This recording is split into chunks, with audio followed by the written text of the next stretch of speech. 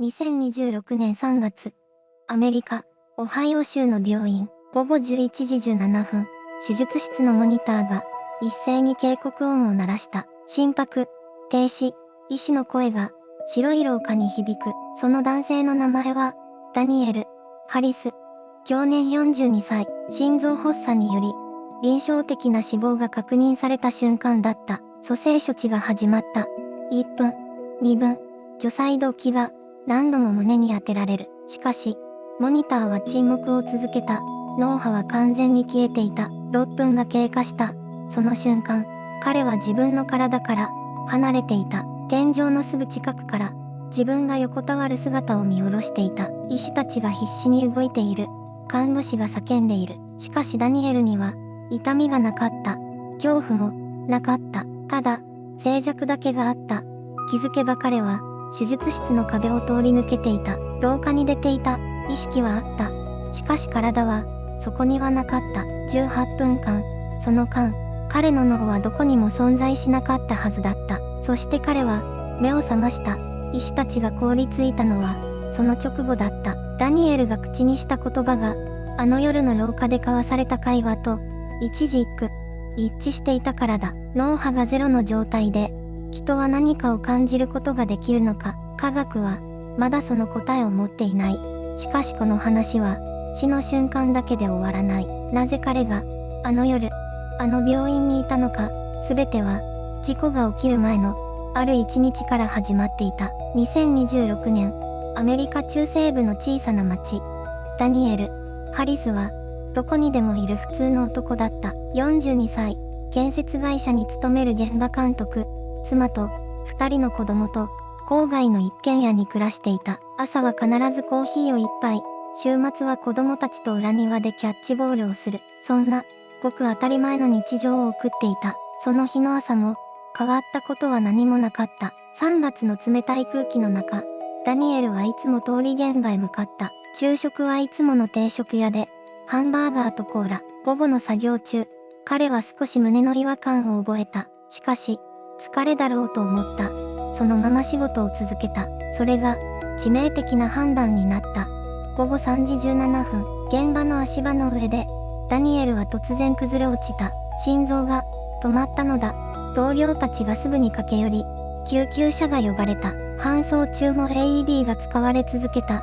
しかし心拍は戻らなかった。病院に到着した時点で、すでに心停止から6分が経過していた。緊急手術室へ、医師たちは全力で蘇生処置を始めた。しかし、脳波のモニターは沈黙していた。波形は完全にフラットだった。医師たちの間に、重苦しい空気が流れた。その時、廊下では担当医と看護師が静かに言葉を交わしていた。患者の ID 番号、リアルタイムの血圧数値、次の処置の判断、誰にも聞かれていないはずの、その会話、18分間、ダニエルの意識は、どこにあったのか、そしてその答えは、彼が目を覚ました瞬間から、明らかになっていく。その瞬間、ダニエルは自分の体から切り離された。痛みは、なかった。恐怖も、なかった。ただ、静かな浮遊感だけがあった。気がつくと、彼は天井の近くに漂っていた。眼下には、白い手術着をまつわった医師たちが慌ただしく動き回っている。その中央に横たわるのは、自分自身の体だった。奇妙なほど、冷静だった。ダニエルは自分の目が見えているとは思っていなかった。なぜなら、その目は、確かに閉じられていたからだ。それでも、視界は存在した。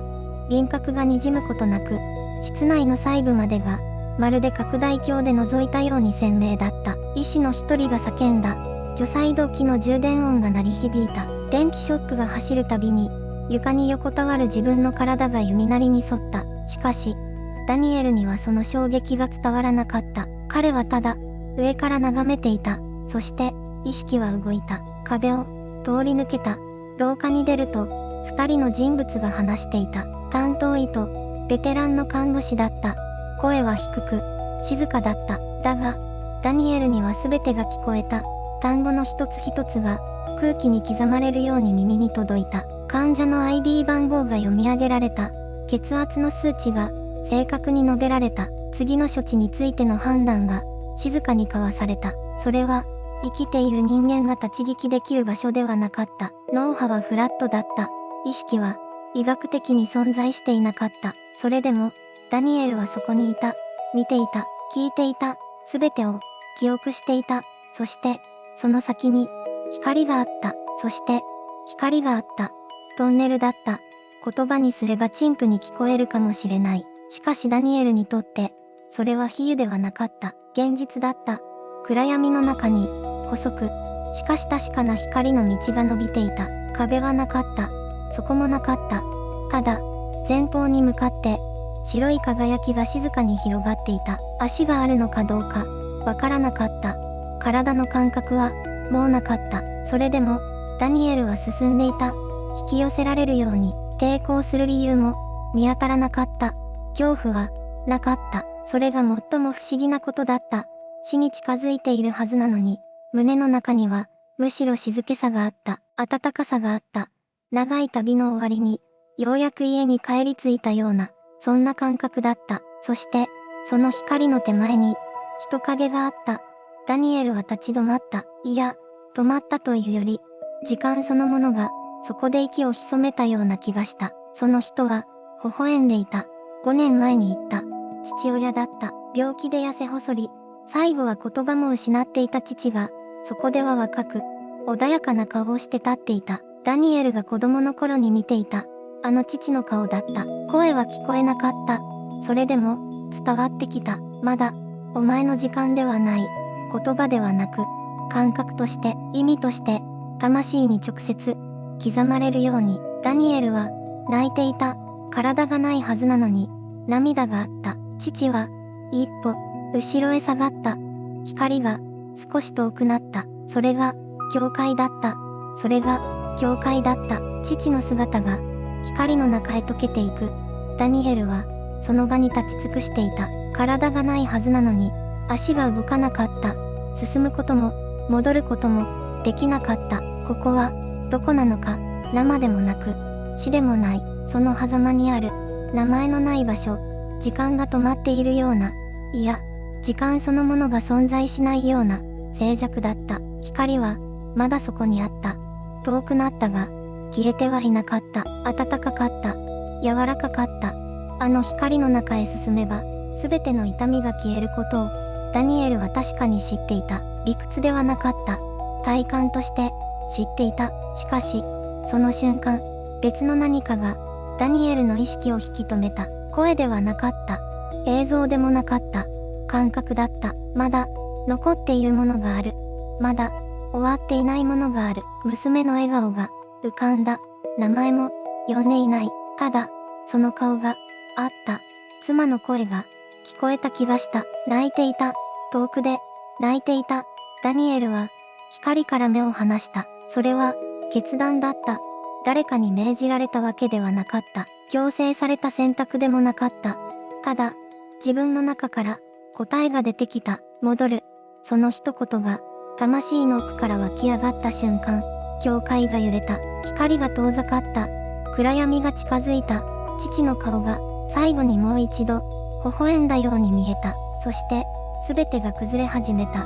教会の向こうへ戻るとき、ダニエルの意識は一つのことを、強く刻みつけていた。自分が見たもの、自分が聞いたもの、すべてを、忘れてはならないと、それが次の瞬間、奇跡の証拠となる。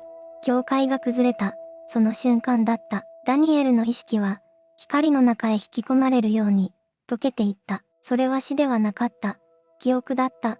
最初に浮かんだのは、幼い頃の朝だった。父の大きな手が、自分の頭をそっと撫でる感触。台所から漂ってくる、コーヒーの香り。母が窓の外を見ながら、静かに微笑んでいた。あの朝の光。次に、初めて自転車に乗れた日の風が、頬を通り抜けた。転んで泣いた夜のことも、見えた。それでも立ち上がった。自分の小さな手が、見えた。記憶は次々と押し寄せた。怒った日、笑った日、誰かを傷つけてしまった日、許せなかった日、それでも、誰かに支えられた。すべての瞬間、どの記憶も、鮮明だった。まるで今、起きているかのように、匂いも、温度も、感情も、全部そのままだった。そしてダニエルは気づいた。自分が生きてきた時間は、無駄ではなかった。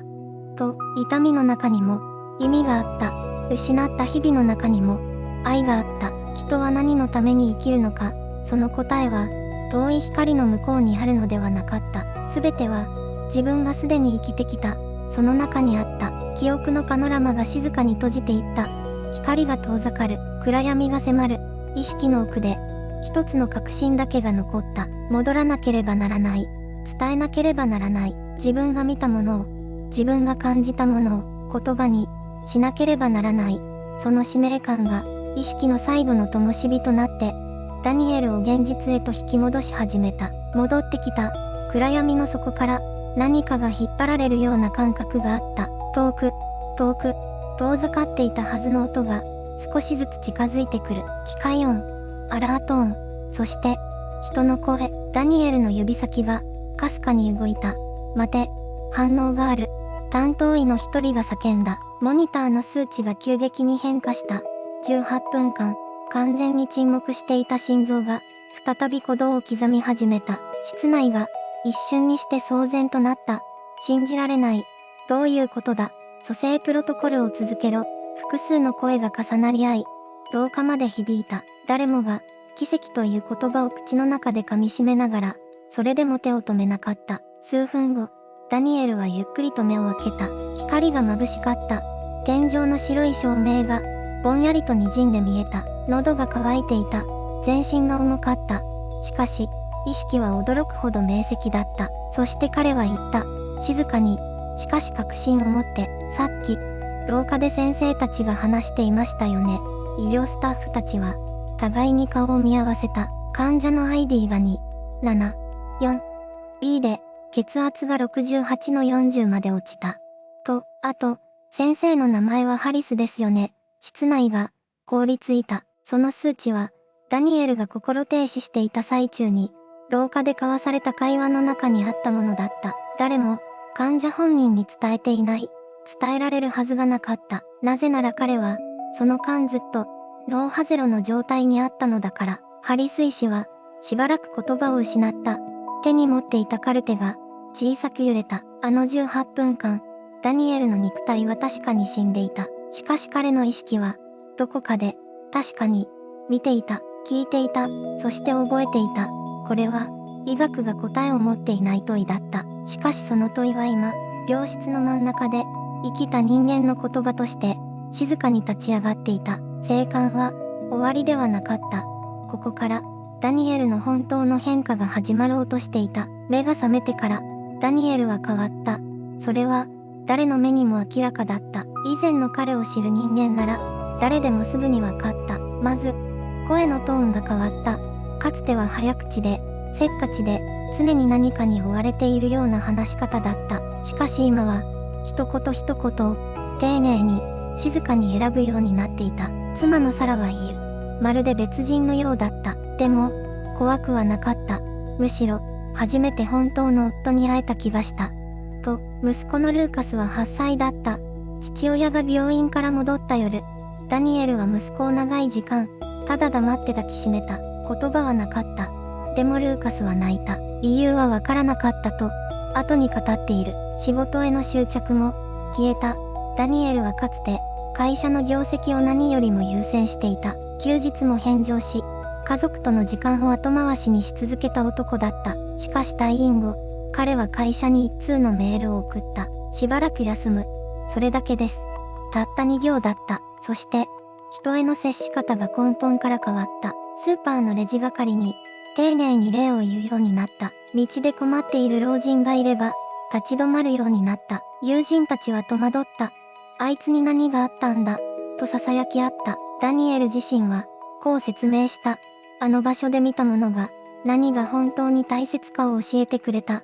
と、あの18分間が、彼の価値観を根底から書き換えていた。しかしこの変化は、美しい話で終わらない。科学は、この現象を静かに、しかし執拗に追い始めていた。意識とは何か、死とは何か、その問いが、今度は研究室の中で、静かに燃え上がろうとしていた。科学は、この現象を放置しなかった。ダニエルの証言が広まると、神経科学者たちは静かに、しかし真剣に動き始めた。脳波が完全に消えた状態で、人間は何かを知覚できるのか。その問いは、医学の根幹を揺さぶるものだった。通常、大脳皮質の活動が停止すれば、記憶の形成は不可能とされている。音を聞いても、それを処理する回路が動いていなければ、記憶として残るはずがない。これは神経科学の常識だった。しかしダニエルは、医師の名前を、患者 ID を、血圧の数値を、一言一句正確に再現した。説明がつかない。研究者の一人は、こう述べた。これは錯覚でも、偶然の一致でもない。何かが起きている。と、一方、冷静の側からは、別の解釈が提示された。臨死体験の研究を長年続けてきた研究者たちは言う。意識は脳が生み出すものではなく、脳はむしろ意識を受け取るアンテナに過ぎないのではないか。と、脳が止まっても、意識は続く。その考えは、古くから宗教や哲学の中に存在していた。しかし今、それが科学の言葉で語られようとしている。科学と霊性、この二つは長い間、対立してきた。しかしダニエルの18分間は、その境界線を静かに溶かし始めている。どちらが正しいか、ではない。何が、本当に起きたのか、を、人類はまだ知らない。そしてダニエルには、あの場所で受け取ったものがもう一つあった。言葉では語りづらい。しかし確かな何か。彼はそれを、メッセージ、と呼んでいた。ダニエルは言う。あの場所に行って、初めて分かったことがある。と、人は死を恐れるために生きているのではない。生きることそのものに、意味があるのだと。彼が体験した18分間は、苦しみではなかった。むしろ、それは静寂だった。温かく、満たされた。完全な静寂。そしてその中で彼は、一つの確信を受け取った。今ここにいる人を、大切にしなさい。たったそれだけの言葉。しかしその言葉は、彼の人生を丸ごと変えた。科学はまだ答えを出せていない。意識はどこから来て、どこへ行くのか。脳波が消えた後に残るものは、何なのか。でも、もしかしたら、答えそのものより、問い続けることに、意味があるのかもしれない。あなたは今日、大切な人に何か伝えましたか？ダニエルの18分間は、そう静かに問いかけている。